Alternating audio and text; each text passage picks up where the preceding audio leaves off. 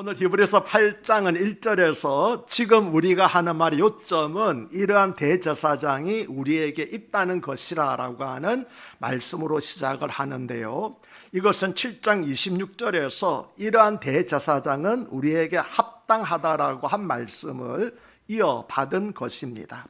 사실 히브리서는 1장부터 시작하여서 10장 18절에 이르기까지 이러한 대제사장이 우리에게 있다라고 하는 주제를 전개하는 것에 초점을 맞추고 있습니다. 그리하여서 8장도 이러한 대제사장이 우리에게 있다는 주제를 계속 말하고 있는 것입니다. 우리가 성경을 읽을 때 항상 놓치지 말아야 하는 요점은 저자가 누구에게 왜 이 말을 하고 있는가 하는 것을 항상 놓치지 말아야 합니다. 오늘 본문에서도 저자는 다시 이전 신앙으로 돌아가려고 하는 유혹에 직면한 누구에게요? 유대인 기독교들을 향해서 신앙을 굳게 지키라고 권면하고 있는데, 어떻게 권면하고 있습니까? 예수님은 이 땅에서 구속사역을 완성하신 후에 승천하셔서 하나님 우편에서 새로운 대제사장의 사역을 완전하게 행하고 계시는 분이신데, 그분은 옛 언약과 비교해서 더 좋은 언약의 새 언약의 대제사장이시라는 것입니다. 그러므로 옛 언약의 아래에 있는 옛 제사장이 다스리고 있는 유대교로 돌아가지 말라고 하는 것이 오늘 본문에서도 히브리서 저자가 강조하고 있는 내용입니다. 먼저 1절은 지금 우리가 하는 말의 요점은 이러한 대제사장이 우리에게 있다는 것이라 그는 하늘에서 지극히 크신 이의 보좌 우편에 앉으셨으니라고 말씀합니다. 성경 모두가 중요하고 히브리서에 있는 모든 말씀이 다 중요하지만 그 중에서도 가장 중요한 말씀이 뭐라는 겁니까? 이러한 대제사장이 우리에게 있다는 말씀이 다른 어떤 말씀보다도 성경 전체에서, 그리고 히브리서 전체에서도 가장 중요하다는 말씀입니다. 그러면 우리에게 이러한 대제사장이 있다는 말씀이 왜 그렇게 중요한 말씀이 될까요? 죄로 말미암아 하나님과 단절된 죄인은 하나님 앞에 직접 나갈 수 없게 되었고, 대속제물과 이를 드려줄 제사장의 중보를 통해서만 하나님과의 교제가 가능하게 되었습니다. 그런데 우리가 앞서 살펴보았던 7장을 통해서 무엇을 알았습니까? 인간 대제사장과 제사를 통해서는 하나님께 나아가는 것, 하나님과의 교제가 완전했으니까 불완전했습니까? 불완전할 수밖에 없었다라고 하는 것이지요.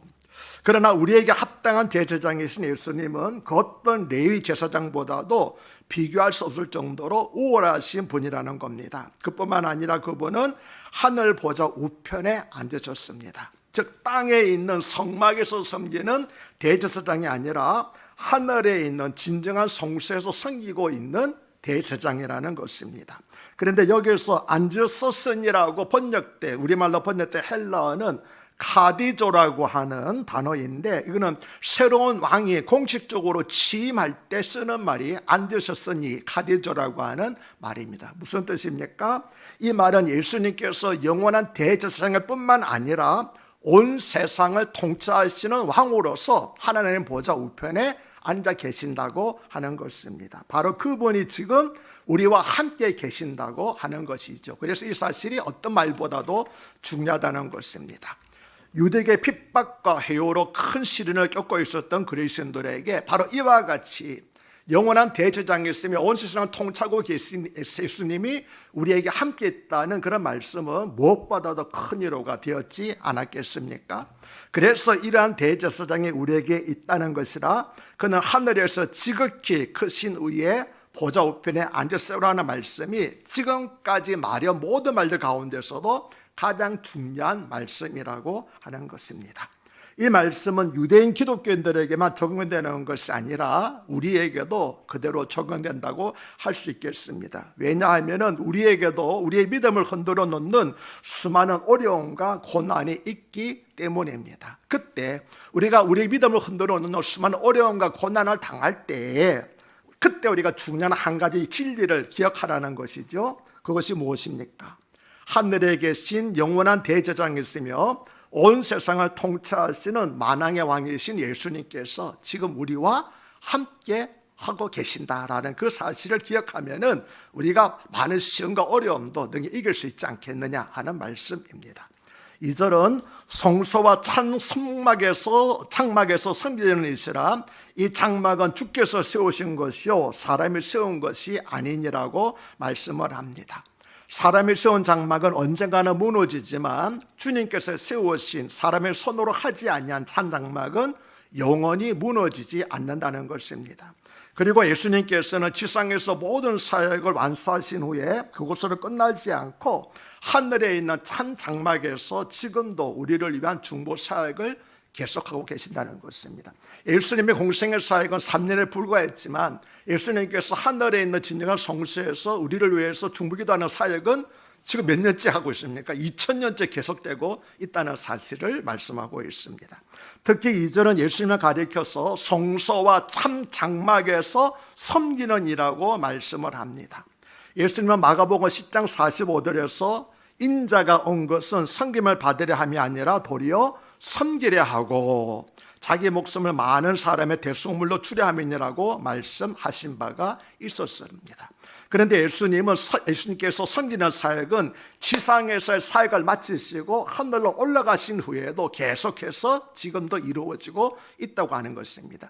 이 땅에 내가 온 것은 인자가 온 것은 섬기려 하러 왔는데 이 섬기는 사역이 지상에서 끝난 것이 아니라 하늘에 올라가서도 계속해서 우리를 섬기는 일을 하고 계신다는 것입니다.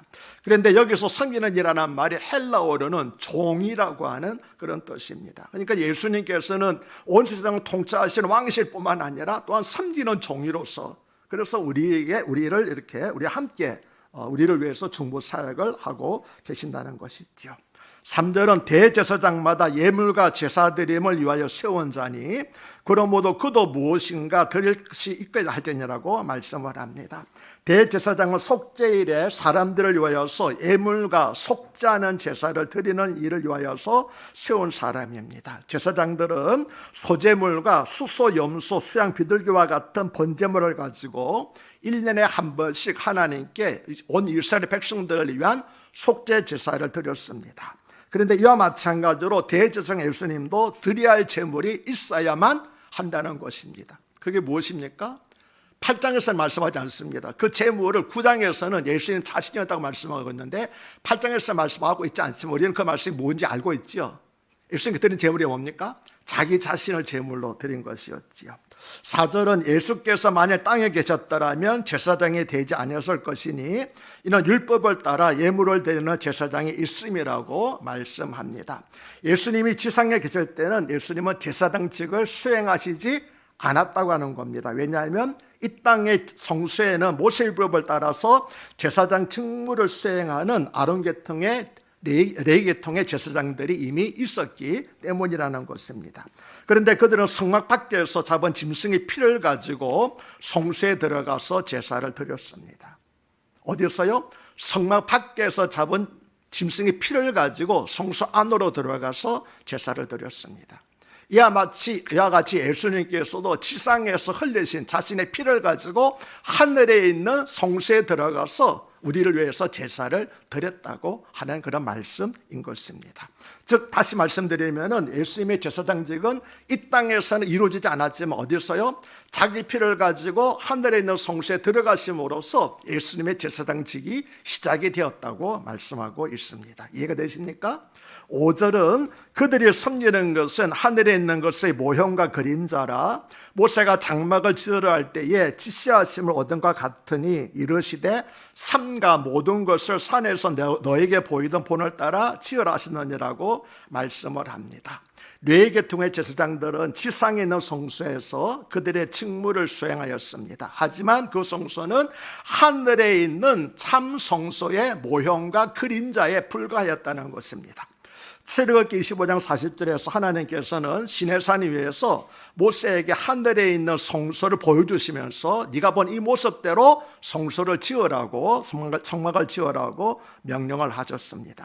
따라서 모세가 지은 장막은 하늘에 있는 성소의 모형과 그림자였다고 하는 것이지요. 지상에 있는 성소와 그리고 성소의 각종 기구들은 예수 그리스도와 관계된 상징적인 의미를 가진 모형들이었습니다. 예를 들어 볼까요? 성막의 뜰에 있었던 번제단은 예수님께서 십자가에서 드린 번제에 대한 상징적인 모형이었습니다. 그리고 성소 안에 있던 금 등등 내는 무엇에 대한 상징입니까?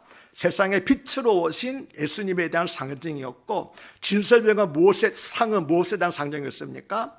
우리의 생명의 양식이 되시는 예수님에 대한 그런 그 상징이었고, 그 다음에 분향단은 무엇이었습니까? 우리를 위해서 중보기도하시는 예수님에 대한 상징적인 모형이었죠. 이렇게 성소에 있는 각종 기구들은 다 예수님에 대한 상징적인 모형이었다라고 하는 것입니다.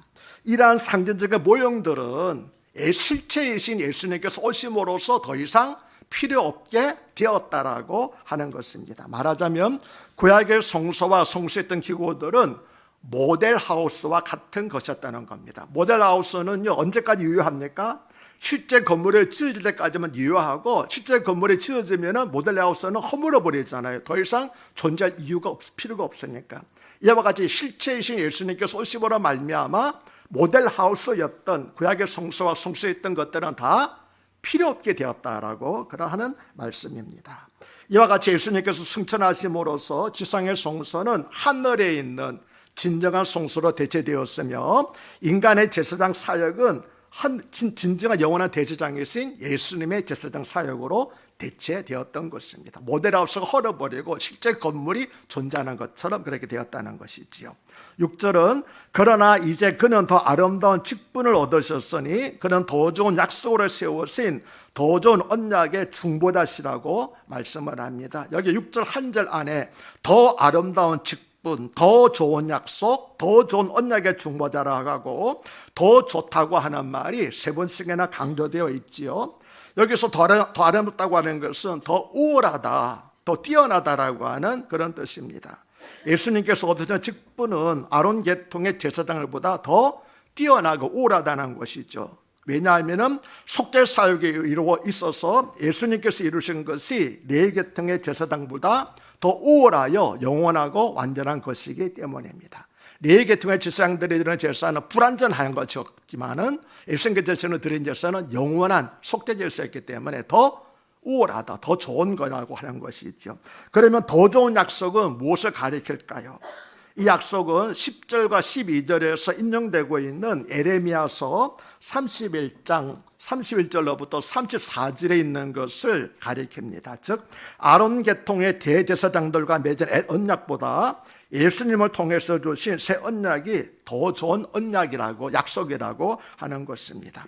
그러면 하나님께서 에레미야 31장에서 약속하신 새 언약은 어떤 것일까요? 우리 에레미야 31장 31절로부터 34절을 함께 읽겠습니다. 여호와의 말씀이니라. 보라, 날이 이르르니 내가 이스라엘 집과 유다 집에 새 언약을 맺으리라. 이 언약은 내가 그들의 조상들의 손을 잡고 애굽 땅에서 인도하던 내는 데에 맞은 것과 같지 아니할 것은 내가 그들의 남편이 되었어도 그들에 대해 언약을 깨뜨렸습니다. 여호와의 말씀이니라. 그러나 그날 후에 내가 이스라엘 집과 맺을 언약은 이러하니 곧 내가 나의 법을 그들의 속에 두며 그들의 마음에 기록하여 나는 그들의 하나님이 되고 그들은 내 백성이 될 것이라. 여호와의 말씀이니라. 그들이 다시는 각기 이웃과 형제를 가리켜 이르기를 너는 여호와를 알라 하지 아니하리니 이는 작은 자로부터 큰 자까지 다 나를 알기 때문이라. 내가 그들의 악행을 사하고 다시는 그 죄를 기억하지 아니하리라. 여호와의 말씀이니라. 바로 이것이 새 언약의 내용인데 굉장히 긴 말씀이죠. 그런데 긴 말씀의 새 언약의 핵심은 내가 나의 법을 그들의 속에 두며 그들의 마음에 기록하여서 그 결과 나는 그들의 하나님이 되고 그들은 내 백성이 되리라 하는 것이 새 언약의 핵심적인 내용입니다. 예수님께서는 자신의 완전한 순종의 삶과 죽음을 통해서 우리에게 새로운 언약의 시대를 열어주셨습니다.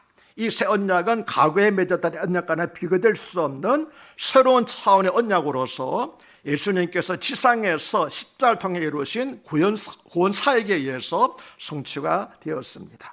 그래서 이제는 예수님께서 더 좋은 언약의 중보자 직분을 맡으시면서 우리에게 전과는 완전히 다른, 하나님의 말씀을 알면서도 그 말씀을 지키지 못해서 축복 대신 저주를 받았던 그 시대가 아니라 하나님의 말씀 우리 마음속에 새겨짐으로 말미암아 그 말씀을 지키게 됨으로써 우리가 저주가 아니고 항상 축복 가운데 살아가는 새로운 언약의 시대가 안에 살게 되었다라고 하는 것이죠.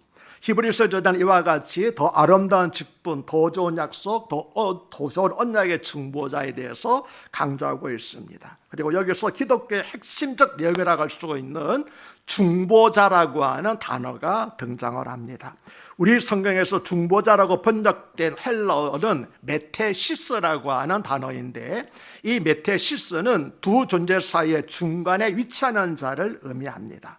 고대 그리스에서는 시민들 사이에서 일어나는 분쟁을 중재하고 화해시키는 사람을 가리켜서 메테시스라고 불렀다고 합니다.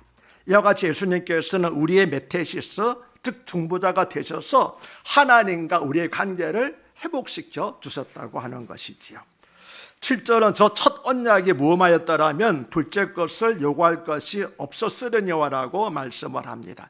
여기서 첫 언약은 하나님께서 이스라엘 백성들에게 주신, 모세를 통해서 주신 뭐요? 율법을 가리켜 말합니다. 그러면 왜 첫 언약은 율법은 어떤 면에서 흠이 있었을까요? 이것은 우리가 두 가지 관점에서 보아야 되는데, 첫째는 하나님의 관점에서 율법을 보아야 되고, 둘째는 인간적인 관점에서 율법을 보아야 됩니다. 하나님의 관점에서 율법을 볼 때는 율법은 흠이 없는 겁니다. 왜냐하면 하나님께서 우리에게 흠인 걸 주시겠습니까? 율법은 완전한 것이고 거룩한 것이잖아요. 그래서 사도 바울 로마서 7장 12절에서 이러보건대 율법도 거룩하며 계명도 거룩하며 의로우며 선하도록 말한 것처럼 율법 자체는 흠이 없습니다. 다만 뭡니까? 그 율법을 지키지 못하는 우리들에게 문제가 있었을 뿐이라고 하는 것이죠. 다시 말하면 율법을 지키지 못한 것은 율법이 완전하지 못했기 때문에, 선하지 못했기 때문이 아니라 그 율법을 지키지 못하는 우리에게 책임이 있는 것이지 율법을 주신 하나님에게 책임이 있는 것이 아니라고 하는 겁니다. 하지만 그 첫 언약을, 율법을 인간적인 관점에서 보면은 그 첫 언약의 율법은 불완전한 것이었다고 하는 거죠. 왜냐하면 사도 바울이 로마서 8장 3절에서 말씀한 것처럼 율법은 육신으로 말미암아 연약하여 지킬 수 없는 것이 되기 때문입니다. 즉 책임이 율법 자체에 있는 것이 아니라 전적으로 타락하고 부패하여서 지킬 수 없는 인간의 연약함에 있다고 하는 것이죠. 다시 말하면 율법은 전적으로 타락한 인간을 정죄할 뿐이지 그 죄를 사해줄 힘이 없었고, 전적으로 무능한 연약한 인간을 도와줄 능력도 없었다는 점에서 불완전했다, 흠이 있다면 그렇게 흠이 있었다고 하는 것이지요. 그렇다면 하나님께서는 왜 그렇게 불완전한 율법을 주셨을까요? 두 가지 이유로 요약할 수가 있습니다. 첫째는 죄의 확산을 막기 위한 것입니다. 이것은 모든 나라에 죄와 형벌에 관한 법이 있는 것과 같은 이유입니다. 다시 말하면은 사람을 죽이면은 너도 사형당한다라고 하는 법은 뭡니까? 죄가 치지 말라고 방지하기 위한 것 아닙니까? 그것처럼 율법도 죄 확산을 막기 위해서 주셨다는 것이고, 둘째는 율법으로는 그 누구도 스스로 구원을 얻을 수 없다는 사실을 자각하여서 누구를 바라게 된다고요? 구원자이신 예수 그리스도를 바라도록 하기 위한 역할로서, 그래서 하나님께서 율법을 우리에게 주셨다고 하는 것입니다. 그러므로 첫 언약 때 뿌려진 짐승의 피는 예표와 그림자일 뿐이지 죄를 사할 능력은 없었다는 것입니다. 인간은 율법을 잘 지키면 하나님께 복을 받고 불순종하면 하나님께 징계를 받습니다. 순종만 하면 복을 받을 수 있다는 너무나 간단한 약속임에도 불구하고 아무리 노력해도 인간은 율법을 다 지킬 수가 없었습니다. 전에도 말씀을 드렸죠. 율법이 몇 가지라고요? 613가지입니다. 613가지인데 613개를 여러분 아십니까? 저도 모른다고 말씀을 드렸죠. 지키라고 하는 것이 238개, 지키지 말라고 하는 것이 1년 360을 365라고 해가지고 623개 조항이 있다고 그랬는데 저도 다 모릅니다. 이스라엘 사람들도 모릅니다. 그래서 율법의 특징이 뭐냐면은 그 중에 한 개라도 지키지 못하면 율법을 지킨 겁니까? 못 지킨 겁니까? 범한 것, 못 지킨 것이 되는 거예요. 그러니까 아무도 어떤 것이 율법인지도 모르는데 어떻게 다 지킬 수 있겠습니까? 그래서 율법은 그 누구도 지킬 수가 없다는 것이지요. 그래서 사도 바울은 로마서 3장 20절에서 이 세상의 의인은 하나도 없다라고 말할 수밖에 없었던 것입니다. 율법의 행위로 하나님으로부터 의롭다고 인정받을 사람은 아무도 없다는 것입니다. 따라서 인간의 행위가 조건이 되는 한 언약은 결코 이루어질 수 없다고 하는 것이. 그래서 내가 너의 남편이 되어도 너희는 내 약속을 지키지 못하였다라고, 그래서 에레미야서 예수님께서, 하나님께서 말씀을 하셨습니다. 그러나 새 언약은 인간의 행위가 아니라 하나님의 은혜의 기초를 둔 것입니다. 하나님께서는 인간의 율법을 완성할 수 없다는 것을 아시고 인간을 대신해서 율법을 완성하실 예수님을 대신 이 땅에 보내주셨습니다. 그래서 여러분, 예수님께서 돌아가실 때 십자가를 사신 말씀은 무슨 아시죠? 다 이루었다라고 말씀하시고 돌아가시는데 뭘 다 이뤘다는 겁니까? 율법의 요구를 다 이루었다라고 하십니다. 그래서 다 이뤘다는 헬라어로 뭐라고 그랬죠? 테텔레스타이, 내가 다 값을 치렀다라고 하는 그런 말씀을 하시고 돌아가셨습니다. 새 언약은 바로 이 예수 그리스도를 믿는 믿음만 가지고 있으면 누구든지 하나님의 자녀가 되는 은혜를 주셨다고 하는 것이 새 언약인 것입니다. 율법으로 의를 얻고자 했던 언약은 아무도 구원할 수 없었지만 이같이 하나님의 은혜를 힘입는 새 언약은 예수님을 통해서 누구나 구원을 얻게 하게 되었던 것입니다.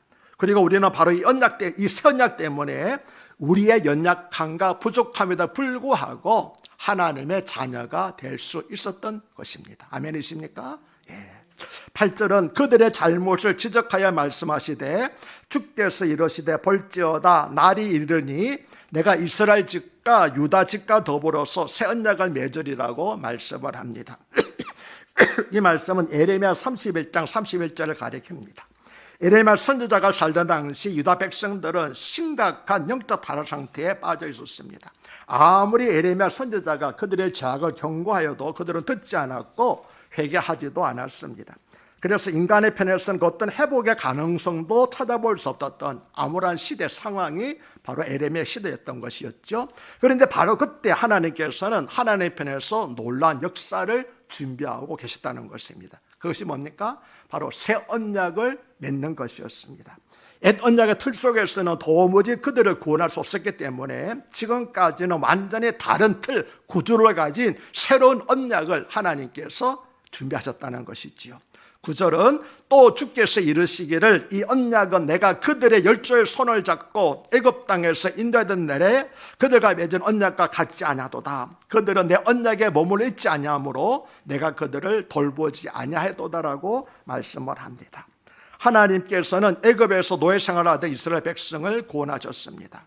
그 구원하신 것을 하나님께서 그들의 손을 잡고 인도하셨다고 표현하고 있는데, 하나님께서 이처럼 그들의 손을 잡아서 인도하신 이유는 그들 스스로는 노예 생활에서 해방될, 구원 얻을 힘이 없었기 때문에 하나님께서 그들의 손을 잡고 이끌어 내신 것이었습니다. 이처럼 오직 하나님이 인도하신 덕분에 이스라엘 백성들은 애굽의 종살에서 해방되어서 노예 신분에서 하나님의 백성이라고 하는 새로운 신분으로 변화될 수 있었던 것입니다. 그리고 이제는 더 이상 노예가 아니라 자유인이 되었으니까 더 이상 노예로 살지 말고 하나님의 백성답게 살라고 하는 새로운 삶의 규례를 주신 것이 바로 율법이라는 것이었습니다. 이제는 너희가 더 이상 제 백성이 아니니까 하나님의 백성답게 살아라. 뭐가 규범이 있어야 되잖아요.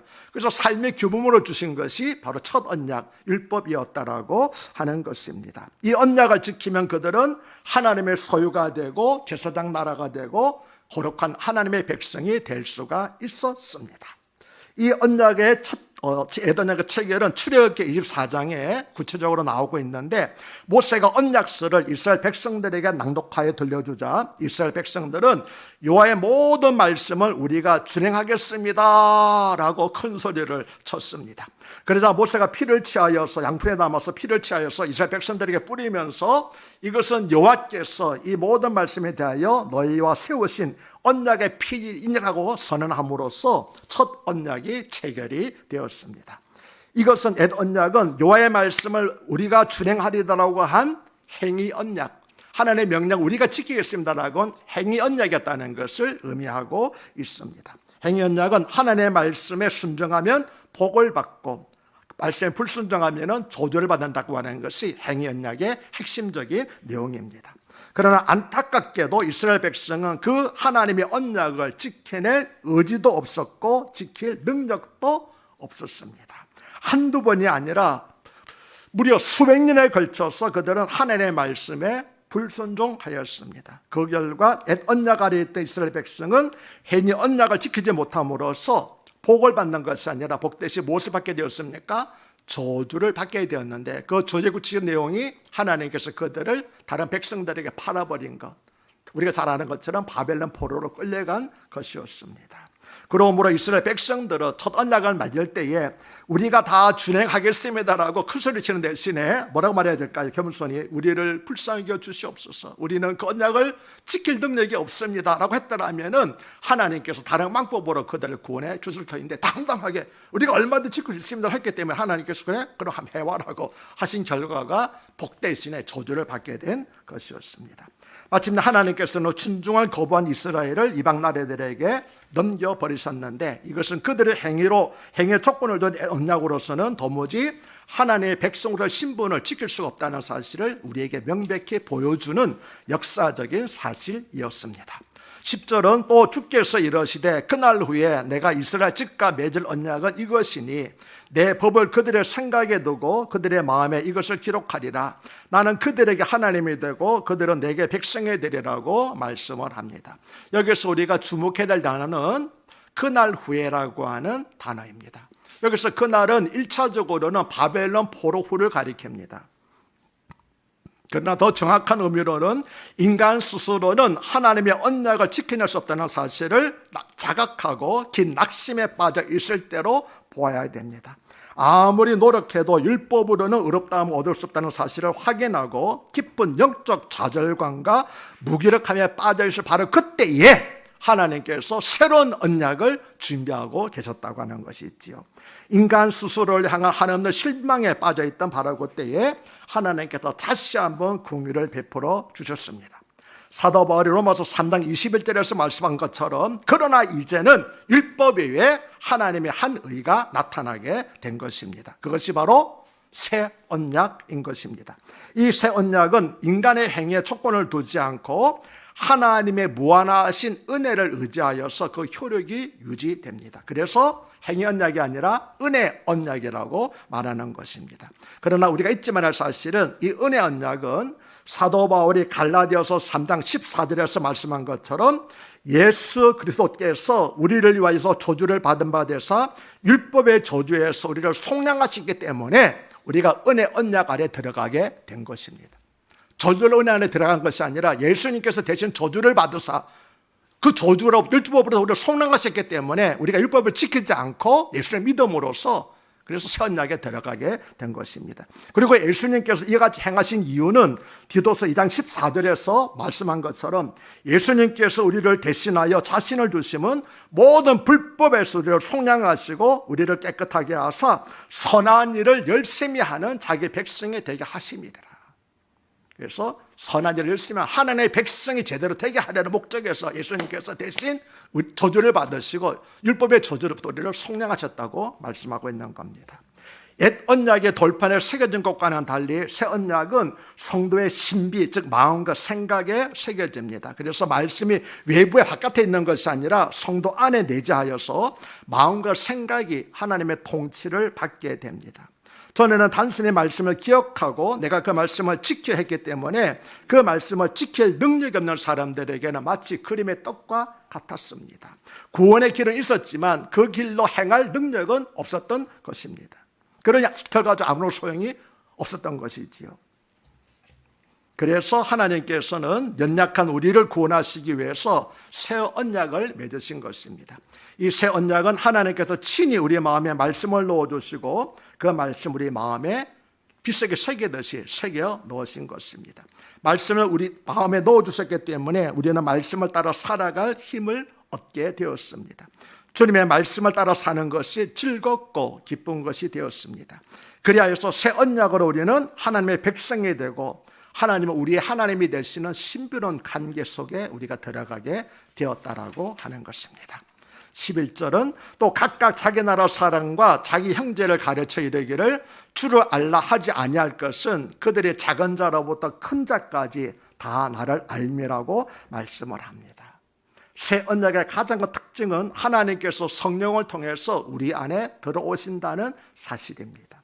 주의 성령이 우리 안에 함께 계시기 때문에 주의 성령을 모신 자들은 하나님이 누구신가를 저절로 알게 되는 것입니다. 성령께서 우리에게 오신 이유가 뭘까요? 예수님이 말씀하셨잖아요. 성령이 오시면은 너희가 내가 한 말을 알게 되리라. 내가 한 말을 깨닫게 되리라고 그렇게 말씀을 하셨습니다. 그렇지 않습니까? 성령이 아니라면 우리가 어떻게 예수님이 하나님의 아들이며 어떻게 부활하셨으며 동년의 말에게 태어났다고 믿을 수 있겠습니까? 성령께서 알게 하셨기 때문에 우리가 그 사실을 다 아멘하고 받아들이게 되는 것이 있지요. 그러므로 하나님이 누구신지 누구에게 가르치거나 배울 필요가 없다고 말씀하셨지만, 그러나 이 말씀은 성경 공부가 전혀 필요 없다라는 뜻은 아닌 것입니다. 전에는 대제사장이 1년에 한 번 지성소에 들어감으로써 하나님과 교제가 이루어졌지만, 이제는 누구라도 하나님과 직접 교제하고 동행할 수 있는 시대가 열리게 되었다는 뜻이지 성경 공부가 필요 없다는 뜻은 아닙니다. 왜냐하면 이 성경은 누구에게 씌워졌습니까? 유대인들에게 씌워진 거예요. 옛날 유대 사람들에게. 그렇기 때문에 그 시대가 다르고 사용 언어가 다르기 때문에 우리가 성경하는 이유는 뭡니까? 그 시대 사람들의 생각과 문화 풍습과 언어가 무슨 뜻인지를 공부하는 것이지 사실 내용 자체는 어려운 것이 아니라고 하는 것이죠. 이해가 되십니까? 그래서 성령께서 진리는 영적인 진리는 다 깨닫게 하시는데, 성경하는 이유는 목회자가 뭘 설명해 주는 겁니까? 그 시대의 배경이라든지 이 말씀에 누구에게 씌워졌는지 하는 그런 것들을 가르쳐주는 것. 지금 제가 그 일을 하고 있잖아요.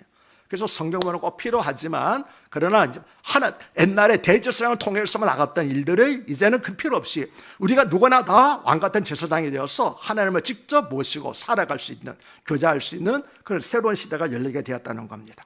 호세아 선지자는 이스라엘 백성이 하나님을 아는 지식이 없어서 망한다고 하였습니다. 그러나 새 언약의 시대에는 모두가 다 하나님을 알게 되는 것입니다. 여기서 안다라고 번역된 헬라어는 에이데 수신인데, 지식적으로 아는 것이 아니라 경험적으로 아는 것을 가리켜서 에이데 수신이라고 말합니다. 즉 이것은 하나님과 밀접한 관계를 갖는 것을 의미합니다. 다시 말하면 새 언약 아래 있는 성도들은 마치 부부가 긴밀한 관계 속에서 자연히 서로를 깊이 알아가듯이 하나님과 긴밀한 교제를 통해서 자연스럽게 그분을 깊이 알아가게 된다는 것입니다. 12절과 13절은 내가 그들의 불의를 긍휼히 여기고 그들의 죄를 다시 기억하지 아니하리라 하셨느니라. 새 언약이라 말씀하셨음에 첫 것은 낡아지게 하신 것이니 낡아지고 새하는 것은 없어져 가는 것이니라고 말씀을 합니다. 새 언약 아래에서 하나님께서는 죄를 사실 뿐만 아니라 그들의 죄를 다시 기억하지 아니하겠다고 말씀을 하셨습니다. 의로우신 하나님께서 어떻게 우리 죄를 사하시고 그 죄를 다시 기억하지 아니할 수 있겠습니까? 그 이유는 사도 바울이 고린도서 5장 21절에서 말씀한 것처럼 하나님께서 죄를 알지도 못하신 자로 우리를 대신하여 죄를 삼으셨기 때문입니다. 그래서 로마서 8장 2절 1절에서 그러므로 이제 그리스도 예수 안에 있는 자에게는 결코 정죄함이 없다라고 말씀한 것입니다. 옛 언약 아래 있을 때는 하나님께 나아가려면 끊임없이 속죄 제사를 드려야 했습니다. 그러나 새 언약의 시대에는 하나님의 의를 얻는 구별된 백성이 되기 때문에 결코 정죄함이 없습니다. 예수 그리스도를 믿는 믿음으로 하나님께 회개하고 나가기만 하면은 하나님께서는 긍휼히 여기시고 용서해 주십니다. 심지어 우리가 지은 죄를 아예 기억조차 하지 않으시겠다. 내가 등 뒤로 던져버리겠다. 깊은 파도 속에 던지겠다고 말씀하십니다. 무슨 뜻입니까? 다시는 찾지 않겠다고 하는 그런 말씀입니다. 왜냐하면 새 언약의 중보자가 되시는 예수 그리스도의 보혈이 완전하고도 완전하기 때문인 것입니다. 옛 언약은 처음부터 한시적인 용도로 만들어졌으며 예수님께서 오심으로써 그 시효가 이제 끝났습니다. 그래서 우리는 새 언약, 옛 언약의 시대가 아니라 새 언약의 시대 아래서 살아가고 있는 겁니다. 이제 우리는 율법을 지켜서 하나님 앞에 의롭다함을 얻으려고 하지 않습니다. 오직 예수 그리스도의 십자가를 붙잡으며 그분의 공로를 힘입어서 하나님의 은혜 속으로 달려갑니다. 그리고 새 언약의 성취는 우리에게 달려있지 않고 하나님에게 달려있기 때문에 결코 실패함이 없는 것입니다. 첫 언약에는 무서운 저주와 처벌 규정이 있었습니다. 그러나 그토록 엄한 법으로도 범죄를 막지 못했습니다. 인간은 더 엄한 법, 더 무서운 형벌을 가해야 한다고 생각을 합니다. 그러나 하나님께서는 그런 방법으로 죄의 문제를 해결하지 않으셨습니다. 자기 아들을 희생제물로 내어주셔서 저들의 죄를 사하시고 다시 기억지 아니하셨습니다. 그뿐만이 아닙니다. 그들을 영접하여 자기 백성, 자기 자녀로 삼아주셨는데 이것이 바로 새 법, 새 언약인 것입니다. 이 법으로서만 죄의 문제를 해결할 수 있었기 때문에 하나님께서는 독생자 예수를 십자가에 못 박여 죽게 하시던 겁니다. 하나님도 다른 방법이 있었다고 그러면은 굳이 그런 잔인한 방법을 하지 않았을 겁니다. 다른 방법이 없기 때문에 예수 하나님께서 그런 방법으로 우리와 새 언약을 맺어 주신 것입니다. 이제 설교를 마무리하겠습니다. 하나님께서는 예수 그리스도를 통해서 주어진 새로운 언약을 통하여서 하나님께서 우리의 하나님이 되어 주시고 우리가 하나님의 백성이 될 수 있는 길을 열어 주셨습니다. 예수님께서 하늘 성소의 대제사장이 되셔서 하나님 우편에 앉아 계십니다. 이제 우리는 짐승의 제물을 잡아서 제사 드릴 필요가 없습니다. 예수님께서 자기 자신을 십자가 제물로 드리셔서 단 한 번에 완벽하고 영원한 제사를 드리셨기 때문입니다. 그리고 이제 우리에게는 다른 제사장이 필요하지 않습니다. 예수님께서 영원히 살아계시는 흠없고 완전한 대제사장이 되시기 때문입니다. 따라서 우리들은 예수님을 통하여서 제사함을 받고 의로움으로도 하나님 아버지 앞에 나아갈 수 있는 새로운 길이 열리게 되었습니다. 예수님을 입으면 이와 같이 누구든지 제사함을 받고 하나님 앞에 나아갈 수 있기 때문에 예수님께 말씀하시기를 내가 곧 길이요 진리요 생명이니 나로 말미암지 않고서는 아무도 아버지께 갈 수 없다고 말씀을 하셨습니다. 오늘 본문의 선언처럼 이 모든 말의 요점은 가장 중요한 말은 이러한 대제사장이 우리에게 있다라고 하는 그런 사실입니다. 그분은 더 좋은 언약으로 세우신 더 좋은 언약의 중보자, 하나님과 우리 관계를 회복해 주시는 유일한 메시스가 되십니다. 그러므로 그분을 의지하여서 되돌아가지 말고 굳건히 서라고 누구에게요? 흔들리고 있는 유대교 신자들에게 그리고 우리들에게 말씀하고 있는 것입니다. 이 사실을 안다면 우리 역시 우리 영적 여정을 방해하고 삶을 무너뜨리려고 하는 온갖 죄의 어둠의 세력으로부터 굳건히 싸워 이겨서 일어날 수 있게 될 것입니다. 왜냐하면 우리에게는 새 언약의 중보자가 되시는 대제사장이신 예수님이 계시기 때문입니다. 그래서 가장 요긴한 말이 어쩌면 뭐라고요? 이러한 대제사장이 우리에게 있다라고 하는 사실. 여러분 이 사실을 꼭 잊지 마시고 신앙생활 하다가 어려움을 당할 때 또는 시험을 당할 때 꼭 기억하시기 바랍니다. 우리에게 누가 있다고요? 우리에겐 이러한 대제사장이 있다라는 사실로 항상 위로를 받으시고 셈을 얻으시는 여러분 되시기를 주 이름으로 축복합니다. 하나님 아버지 새 언약을 우리에게 주심을 감사드립니다. 이 세상 그 어떤 것보다도 주님만이 더 좋은 대제사장이시며 더 좋은 언약의 중보자이심을 항상 고백하는 저희가 되게 하여 주시옵소서. 매일의 삶을 주님 곁에 가오니 우리가 동행하여 주시고 보호하여 주시옵소서. 합당한 제사장이 되시는 우리 주 예수 그리스도를 받들어 감사하며 기도드리옵나이다. 아멘.